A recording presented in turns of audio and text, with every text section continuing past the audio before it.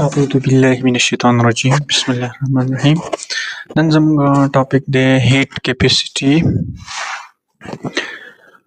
سپیسیفیک هیټ کیپیسټي، مولر سپیسیفیک هیټ کیپیسټي. نو هیټ کیپیسټي موږ داسې ډیفاین کوو چې د اماونت اف هیټ required to raise temperature of given mass of substance by 1 Kelvin. زموږ سره دلته سبستانس دی 2 kg. mass of the substance چې کوم دی any amount of mass کېدی شي 2 kg 3 kg and 4 kg any amount of mass دی. دلته زموږ سره 2 kg دی. 2 kg mass دی، د دې ټمپریچر 310 کلوین دی او دا د 310 کلوین نه مونږ 311 کلوین ته انکریز کوو، یعنی 1 کلوین انکریز کوو ټمپریچر. نو دې سبستانس دی 2 kg سبستانس ته چې څونه هیټ پکار دی چې د دې د ټمپریچر مونږ 1 کلوین انکریز کوو، دې ته مونږ وایو هیټ کیپیسټي اف دیس سبستانس. خو هیټ کیپیسټي زموږ لپاره زیات یوزفل نه ده. د هغې ریزن دا دی چې د دې په بیس باندې مونږ دوه سبستانس کمپیر کولی نشو چې د دې هیټ کیپیسټي سیوا ده که د دې هیټ کیپیسټي سیوا ده.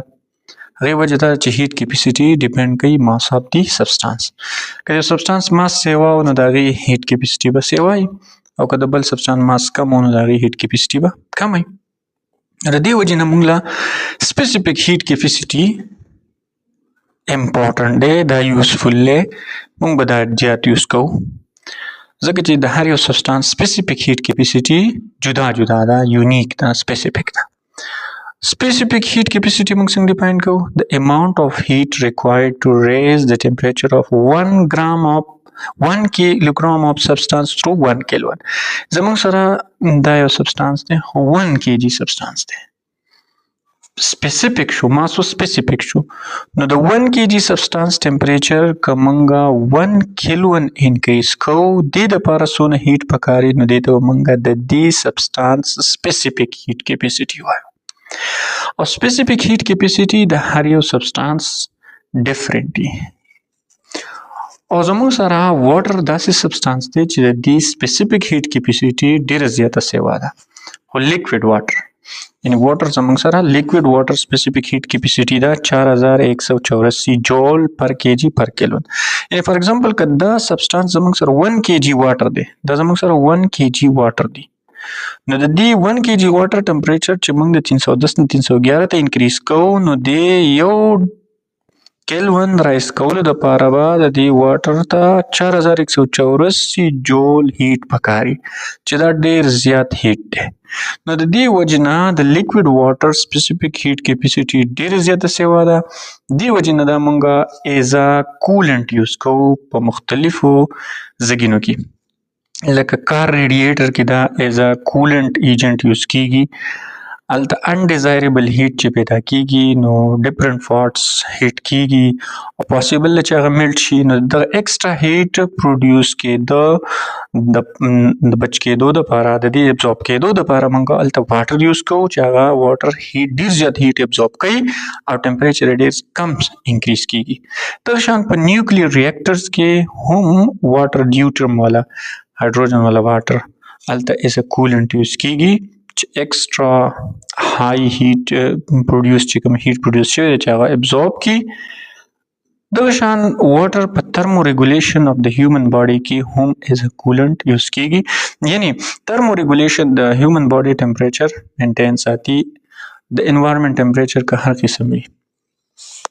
نو زموږ سره واټر ډیر یونیک سبستانس دی او دا بیکاز اف دی هایدروجن بانډ.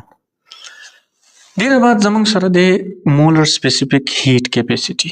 مولر سپیسیفیک هیټ کیپیسټي دا موستلی د گیسز دپاره یوز کیږي، یعنی سپیسیفیک هیټ کیپیسټي د سالډ دپاره موستلی یوز کیږي، او مولر سپیسیفیک هیټ کیپیسټي مور سپیسیفیک دا او د دې په بیس موږ ښه کمپیریزن کولی شو. د هغې ریزن دا دی چې 1 mole of the substance contain equal number of particle. نو زموږ سره د molar specific heat capacity موږ داسې define کولی شو the amount of heat required to raise the temperature of 1 mole of substance by 1 kg.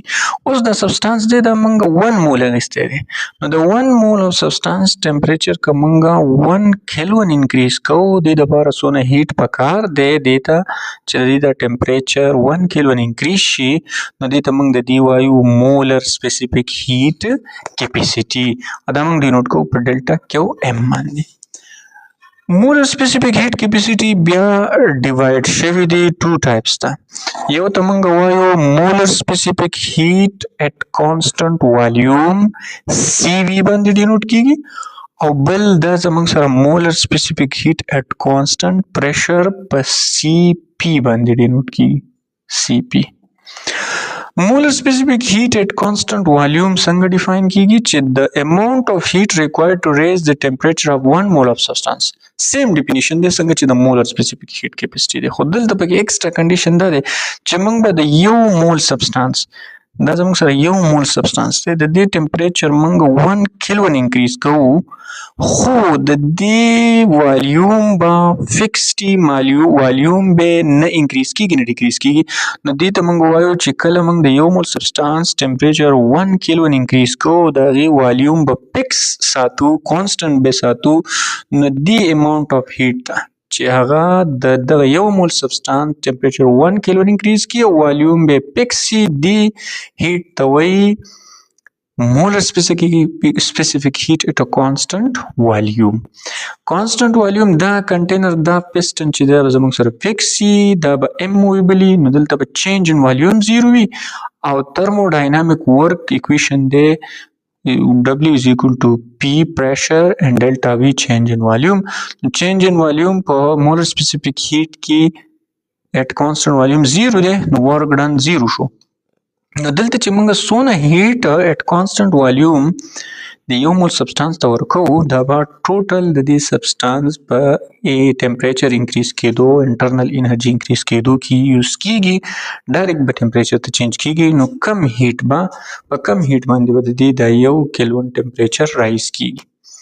دغه شان دلته here the added heat دلته چې دا کم هیټ په constant volume باندې موږ ایډ کو د سبستانس ته نو دا به ډینوټ کیږي په ډلټا کې وی وی مطلب کانسټنټ والیوم باندې دلته په کانسټنټ والیوم باندې چې کوم هیټ موږ ایډ کو دا به صرف اور صرف انټرنل انرژي انکریز کوي نه ټمپریچر انکریز کیدو کې به یوز کیږي نو ځکه به زموږ سره هیټ ایډډ کانسټنټ والیوم به الویز سی کم به د هیټ ایډډ ټو کانسټنټ پریشر.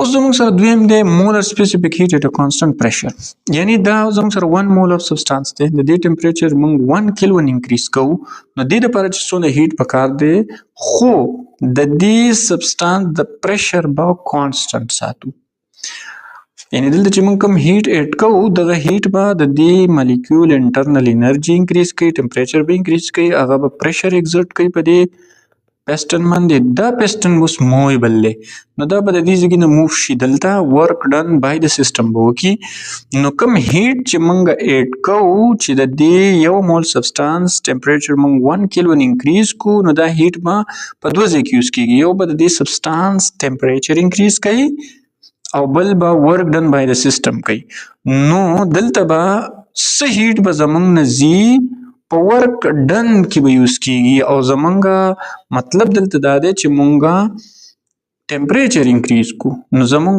ډیر هیټ به په ورک ډن بای د سیسټم کې یوز کیږي او څه هیټ به په 1 Kelvin ټمپریچر رایز کېدو کې یوز کیږي نو دلته به ډیر هیټ پکاري چې مونږ 1 Kelvin ټمپریچر انکریز کو هیر هیټ ایډټ دلته چې کوم هیټ مونږ ایډ کوو دا به په انټرنل انرژي یعنی ټمپریچر انکریز کېدو کې یوز کیږي ایز ویل ایز اور سره به ورک ډن هم کوي نو ځکه به زموږ سره کیو یعنی هیټ ایډټ کانسټنټ پریشر به always greater than heat added at a constant volume means چې